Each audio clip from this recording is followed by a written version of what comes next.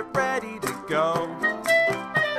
We're glad that you're all here, so now it's time to start the show. We're not in school, but we can still pretend by making music until this ends. We're making music with our Falcon friends. Hey there, Falcons. Guys, we've been working really hard, and we've been learning about rhythms, we've been learning about melodies, we've been learning about music, we've been learning about all sorts of different things. But today, we're going to take a little bit of a detour. We're going to talk about a composer. We're going to talk about somebody who wrote some music, and we're going to give you a chance to not just learn about a composer, but we're going to give a chance to you to kind of become a composer yourself. What is a composer? What do they do? Well, you're about to find out. So, enough talking. Let's make some music. We're making music with our Falcon friends.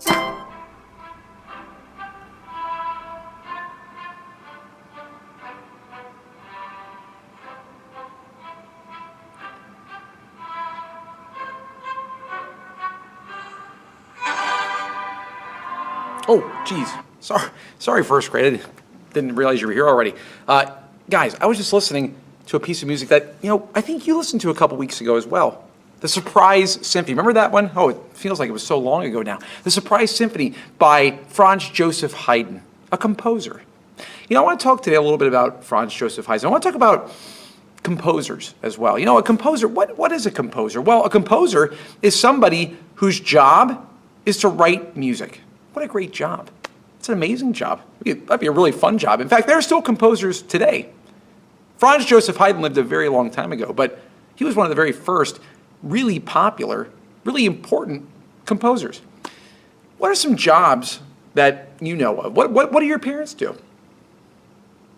What do your grandparents do? What do your aunts and uncles do? What types of jobs do they have? Well, what type of job do you want to have when you grow up? What do you want to be when you grow up? Well, one job that you could do, and one job that you could have, is as a composer, like Franz Joseph Haydn. So you know what? I actually got a really great, it's a video, but I need you to use your ears. There's not much to look at, but I want you just to sort of sit back, relax. You can close your eyes. I want you to listen, because you're going to learn a little bit about Franz Joseph Haydn, about some of his music, and when we come back, we're going to have a fun little activity to do. So, enjoy the video. We're making music with our Falcon friends.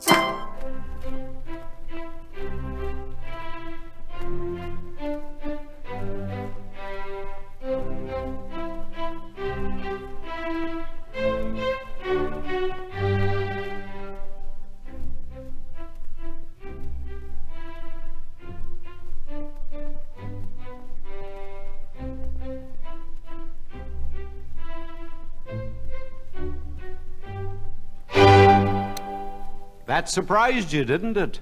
170 years ago, Joseph Haydn played this musical joke on his audience. He wrote this loud chord just to see the ladies jump. Haydn enjoyed playing all kinds of musical and practical jokes. As a young boy, he was in the choir of a great church in Vienna. All the choir boys had to wear wigs. One day during the practice, young Joseph felt like cutting the pigtail off another choir boy's wig. So he did.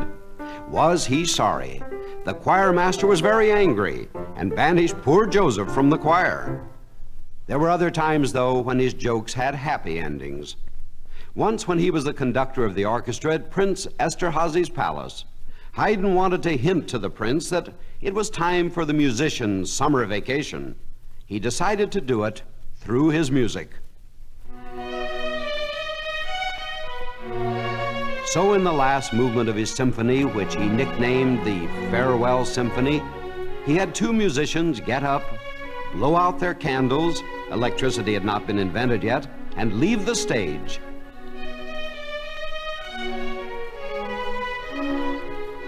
Then two more got up, blew out their candles, and left the stage.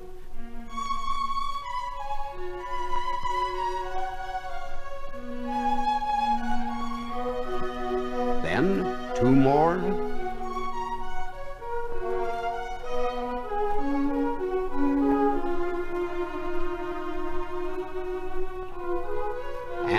two more.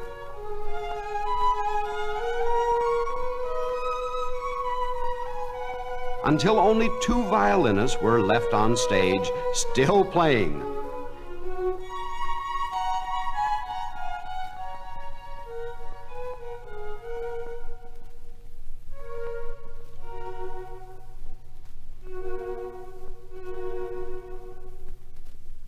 They too got up, blew out their candles, and left Haydn on the dark stage alone. The prince enjoyed this joke, and he understood the hint. He immediately sent the musicians on their vacations with their families. Mozart called Joseph Haydn Papa Haydn because he was a nice, pleasant man who enjoyed helping the young, struggling musicians. We call Haydn the father of the symphony because he developed this form of music. He is responsible for a lot more than the symphony. He helped develop a blueprint, a plan which he used in writing a sonata.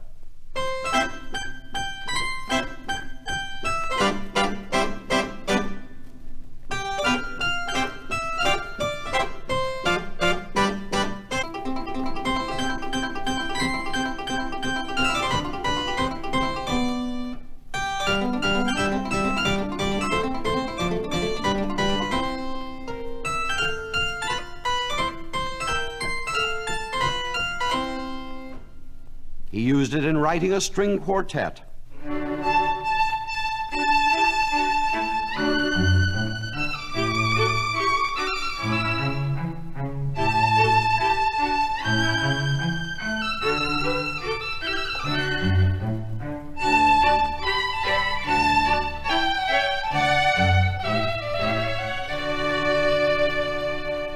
He used it in writing a symphony.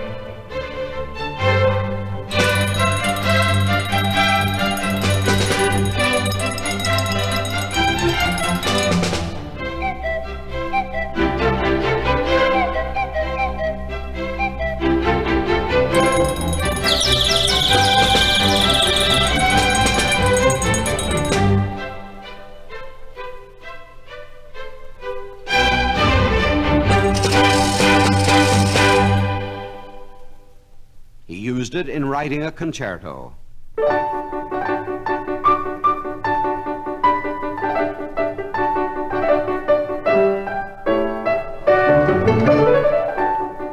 This blueprint is called sonata form, and all the great composers from that time on have used this form when they wrote symphonies, concertos, sonatas, or chamber music. Haydn was almost 60 years old when he took his first trip to England.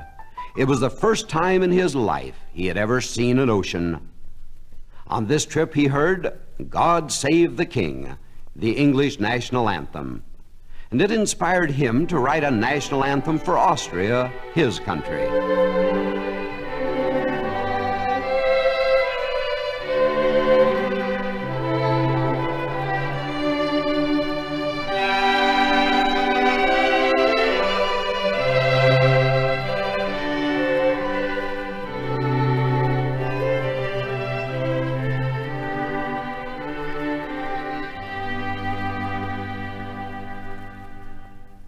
Many years have gone by, but Haydn's music and even his musical jokes are still with us today.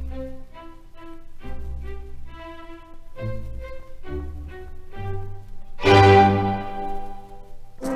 making music with our Falcon friends. All right, first grade, great. Hopefully you know a little bit more about Franz Joseph Haydn now and how he was a composer. So now, wouldn't it be kind of fun if you got to be a composer? Well, you can be, because we learned something that lets us be a composer. What you're going to need is something to write on, something to write with, okay? I'm going to ask you to compose, to create, to write your very own musical phrases. Here's how you're going to do it. 4 blank beats. Now you know 2 different rhythms. You know ta and you know toddy, quarter notes and eighth notes. I want you to use those rhythms and make up a pattern. Make up any pattern you want. You can put anything on any beat. Just make sure you're using ta or toddy. So let me think. I'll think of one. I got one. Okay, I'll do this one. Start with a toddy. Then I'll put a ta like that. And then I'll do another toddy. And then I'll finish with a ta. Okay.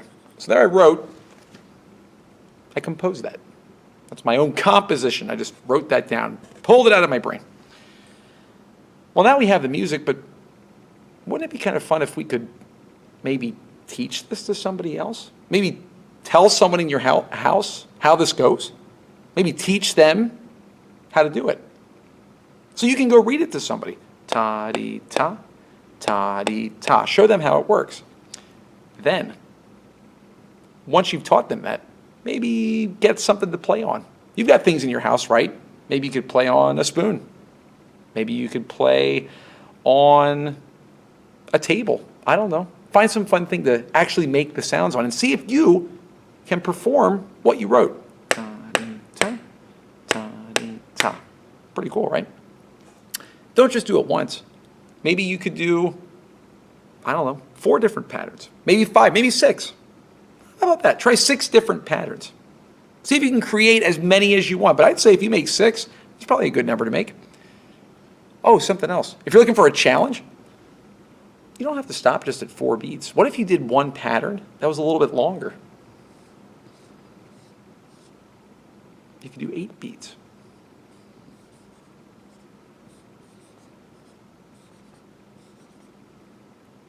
You could do 12 beats. You could do more, except I ran out of room.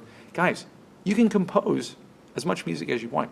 So once you compose it, show it to somebody else, teach them how to do it, and see if you can play it on something at your house. Make your own instrument. Have I'll use your rain stick. You have a rain stick still, don't you? So have some fun. Be a composer. And most importantly, share your music with somebody else.